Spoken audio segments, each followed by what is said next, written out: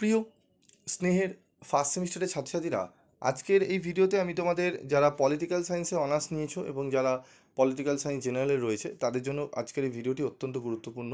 আজকের এই ভিডিওতে আমি তোমাদের কি কি সাবজেক্ট তোমাদের ফার্স্ট সেমিস্টারে পড়তে হবে যারা পলিটিক্যাল সায়েন্সে অনার্স নিয়েছো এবং যারা জেনারেল নিয়ে পড়ছো পলিটিক্যাল সায়েন্স, তাদের জন্য আমি সিলেবাসগুলো কী কী সাবজেক্ট রয়েছে সেগুলো নিয়ে আলোচনা করব এবং তোমাদের ফার্স্ট সেমিস্টারে টোটাল কটা সাবজেক্টের পরীক্ষা দিতে হবে সেটি নিয়েও আলোচনা করব।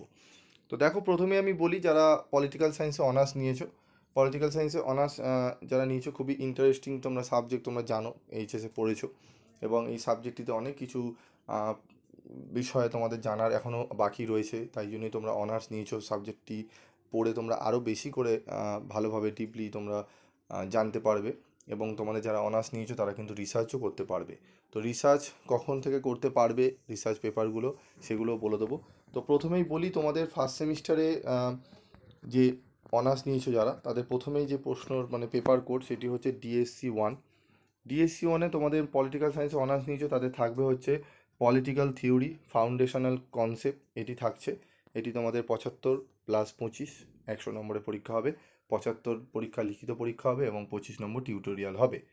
ঠিক আছে, এবং তার সাথে তোমাদের আরেকটি পেপার পড়তে হবে যেটি ডবল পেপার বলে, এসইসি ওয়ান।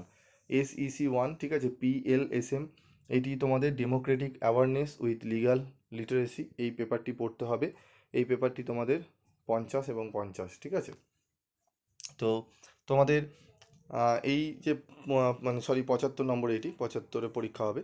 তো এই যে সেক পেপার এবং ডিএসসি ওয়ান, এটি তোমাদের অনার্স পেপার। এই দুটো পেপার তোমাদের পড়তে হবে। এর সাথে তোমাদের আরেকটি জেনারেল পেপার পড়তে হবে এবং জেনারেল পেপারে এখানে রয়েছে যেটি এমপিএলএস। এটি তোমাদের এইভাবে পড়তে হয় না। তোমরা বলে, স্যার আমরা তো পলিটিক্যাল সায়েন্সে অনার্স নিয়েছি, আমরা আবার জেনারেলও পলিটিক্যাল সায়েন্স পড়বো না। তোমরা অন্য সাবজেক্টে তোমরা কিন্তু জেনারেল পেপার তোমাদের পড়তে হবে। ধরো তুমি পলিটিক্যাল সায়েন্সে অনার্স নিয়েছো, তোমাদের ডিএসসি ওয়ান আর এসইসি ওয়ান তোমরা তো পড়ছোই, তার সাথে ধরো অন্য কোনো একটা ইতিহাসের জেনারেল পেপার, এডুকেশনের general paper, sociology general paper তোমাদের কিন্তু থাকবে। সেটি তোমাদের কলেজের ওপর ডিপেন্ড করে কার কি জেনারেল পেপার থাকবে অনার্সের সাথে, ঠিক আছে। তো যারা জেনারেল নিয়েছো, জেনারেল যারা ছাত্রছাত্রীরা রয়েছো, জেনারেলদের পেপার থাকছে, দেখো এখানে সিসি ওয়ান। সিসি ওয়ানে থাকছে তোমাদের এমডিসি, ঠিক আছে, সেখানে থাকছে তোমাদের পলিটিক্যাল থিওরি ফাউন্ডেশনাল কনসেপ্ট, যেটি অনার্স পেপারে ডিএসসি পেপারে যেই সিলেবাস, তোমাদেরও সেম সিলেবাস জেনারেলে, খালি কোশ্চেন প্যাটার্ন এবং কোশ্চেন পেপার আলাদা হয়। টোটাল তোমাদের 7খানা সাবজেক্টের পরীক্ষা দিতে হবে ফার্স্ট সেমিস্টারে।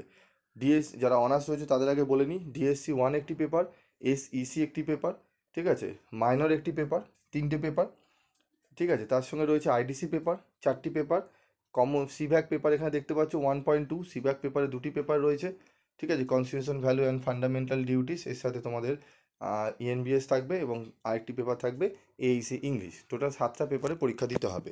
তো এখানে আমি পলিটিক্যাল সায়েন্স নিয়ে যেহেতু বলছি, পলিটিক্যাল সায়েন্সের অনার্সের ডিএসসি ওয়ানে যে মানে সিলেবাস রয়েছে, যারা জেনারেল নিয়েছো পলিটিক্যাল সায়েন্সে তাদেরও সেম সিলেবাস। সেটি হচ্ছে তোমাদের দেখে নাও, এই সিসি ওয়ান, এবং জেনারেলদেরও সে এসইসি পেপার পরীক্ষা দিতে হয়, ঠিক আছে, সেটি ওদের জেনারেল পেপার। সেটিও কিন্তু same, Democratic awareness with legal literacy, ঠিক আছে।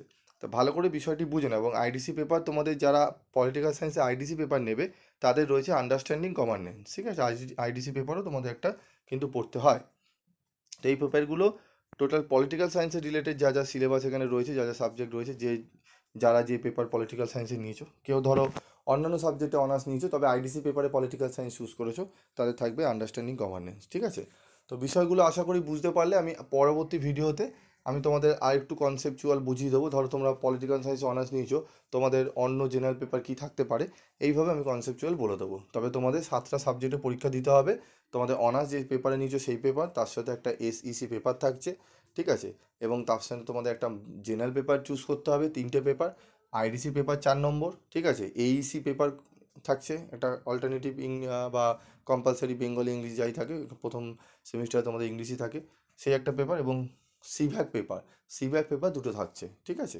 তো আশা করি বিষয়টি বুঝতে পারলে। এবং প্রত্যেকটা এই যে তোমরা দেখছো সাবজেক্ট, এর প্রত্যেকটা সাবজেক্টের সিলেবাস নিয়ে আমি আলোচনা করব এবং তোমাদের জন্য অনলাইন ক্লাসের ব্যবস্থা রয়েছে, স্টাডি মেটেরিয়ালের ব্যবস্থা রয়েছে, এবং তুমি পশ্চিমবঙ্গে যেখানে যার ভিডিও দেখো, যেখানে দেখো, সব থেকে কম রিজনেবল প্রাইসে, ঠিক আছে, এবং কোয়ালিটির অ্যান্সার তোমরা পিবি স্টাডি ক্লাস থেকেই পাবে।